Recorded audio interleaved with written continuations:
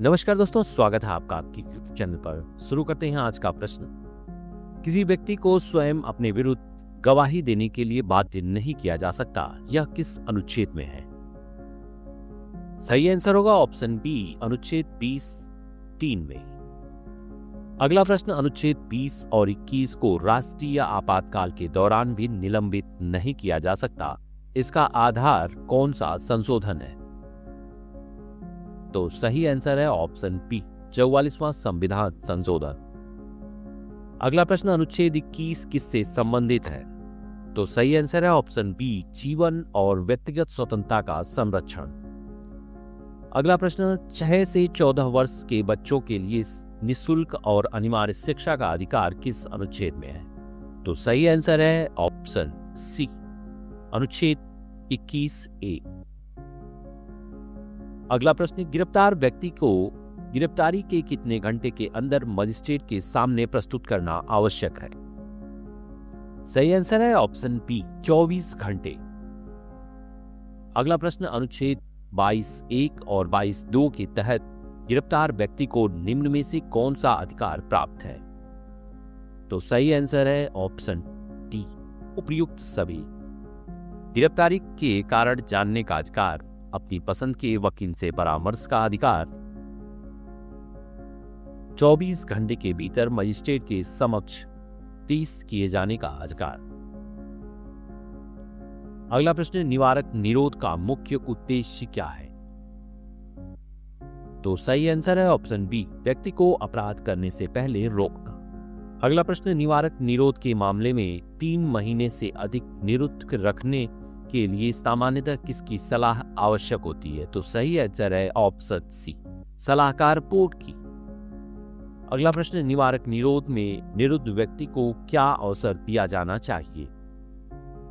तो सही आंसर है ऑप्शन बी, निरोध आदेश के विरुद्ध अभ्यावेदन करने का। अगला प्रश्न, भारत में पहला निवारक निरोध अधिनियम कब पारित किया गया था? तो सही आंसर है ऑप्शन ए, 26 जनवरी 1950 को। अगला प्रश्न, मीसा का पूरा नाम क्या था? तो सही आंसर है option A, maintenance of internal security act. अगला प्रश्न, राष्ट्रीय सुरक्षा अधिनियम किस वर्ष बनाया गया? तो सही आंसर है ऑप्शन सी, 1980। अगला प्रश्न, टाडा का संबंध किससे था? तो सही आंसर है ऑप्शन बी, आतंकवादियों विध्वंसकारी गतिविधियों से। अगला प्रश्न, पोटा का पूरा नाम क्या था?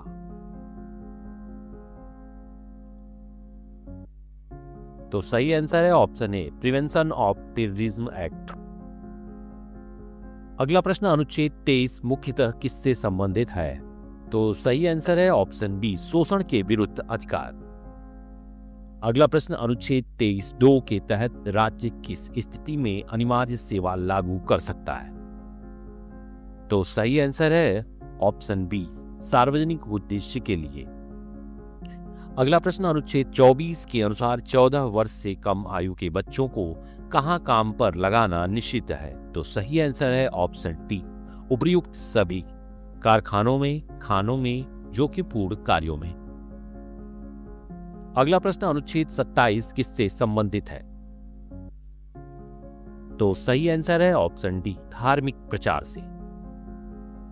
अगला प्रश्न, अनुच्छेद 28 मुख्यतः किससे संबंधित है? सही आंसर है ऑप्शन बी, धार्मिक शिक्षा से संबंधित स्वतंत्रता।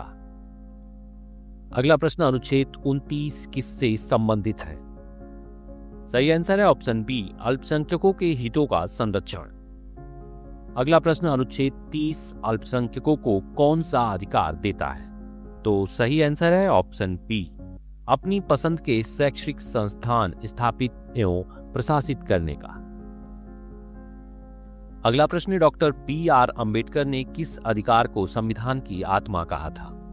तो सही आंसर है ऑप्शन सी, संवैधानिक उपचारों का अधिकार। अगला प्रश्न, अनुच्छेद 32 के तहत सर्वोच्च न्यायालय कितने प्रकार की रीट जारी कर सकता है?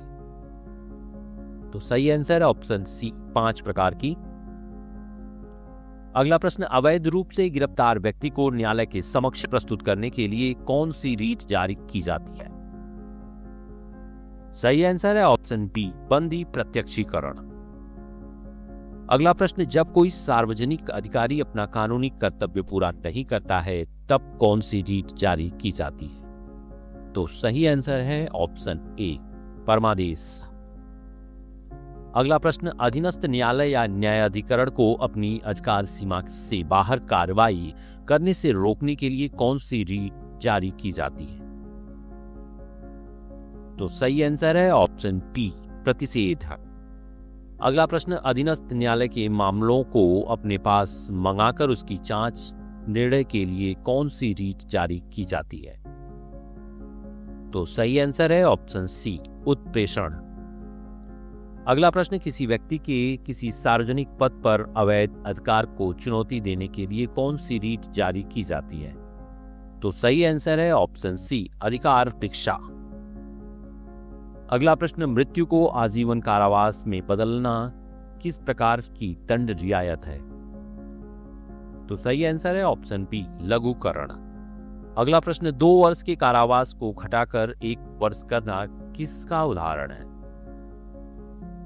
तो सही आंसर है ऑप्शन ए, परिहार।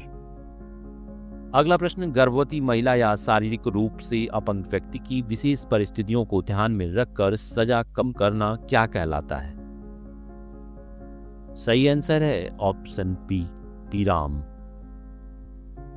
अगला प्रश्न, फांसी की सजा को कुछ समय के लिए टालना क्या कहलाता है? तो सही आंसर है ऑप्शन सी, प्रविलंब। अगला प्रश्न, अनुच्छेद 33 के तहत मौलिक अधिकारों को सीमित करने की शक्ति किसे प्राप्त है? तो सही आंसर है ऑप्शन सी, संसद को। अगला प्रश्न, निम्न में से किसके मौलिक अधिकारों को अनुच्छेद 33 के तहत संसद सीमित कर सकती है? तो सही आंसर है ऑप्शन डी, उपर्युक्त सभी। सशस्त्र बलों के सदस्य, लोक व्यवस्था बनाए रखने वाले बलों की सदस्य, खुफिया प्रतिखुफिया संगठनों से जुड़े व्यक्ति। अगला प्रश्न, अनुच्छेद 34 किससे संबंधित है? तो सही आंसर है ऑप्शन बी, सेना विधि से। अगला प्रश्न, गोलकनाथ बनाम पंजाब राज्य मामले में सर्वोच्च न्यायालय ने क्या निर्णय दिया था? तो सही आंसर है ऑप्शन बी, संसद मौलिक अधिकारों में संशोधन नहीं कर सकती। अगला प्रश्न, 24वें संविधान संशोधन अधिनियम 1971 का मौलिक अधिकारों के संबंध में क्या महत्व था? तो सही आंसर ऑप्शन बी, संसद को मौलिक अधिकारों में संशोधन की शक्ति स्पष्ट की। अगला प्रश्न, केशवानंद भारती मामले 1973 का सबसे महत्वपूर्ण परिणाम क्या था? तो सही आंसर ऑप्शन बी, मूल संरचना सिद्धांत स्थापित हुआ। अगला प्रश्न, 42वें संविधान संशोधन अधिनियम 1976 द्वारा अनुच्छेद 368 में कौन से खंड जोड़े गए? तो सही आंसर ऑप्शन सी, खंड 4 और 5। अगला प्रश्न, विनर्वा मिल्स बनाम भारत संघ मामले में सर्वोच्च न्यायालय ने क्या महत्वपूर्ण निर्णय दिया? तो सही आंसर है ऑप्शन बी, संविधान की मूल संरचना की रक्षा न्यायालय करेगा। अगला प्रश्न, निम्नलिखित में से कौन सा मौलिक अधिकार केवल भारतीय नागरिकों को प्राप्त है? तो सही आंसर है ऑप्शन डी, अनुच्छेद 19। अगला प्रश्न, निम्नलिखित में से कौन सा अधिकार भारतीय नागरिकों के साथ साथ विदेशियों को भी प्राप्त है? तो सही आंसर है ऑप्शन डी, अनुच्छेद 21।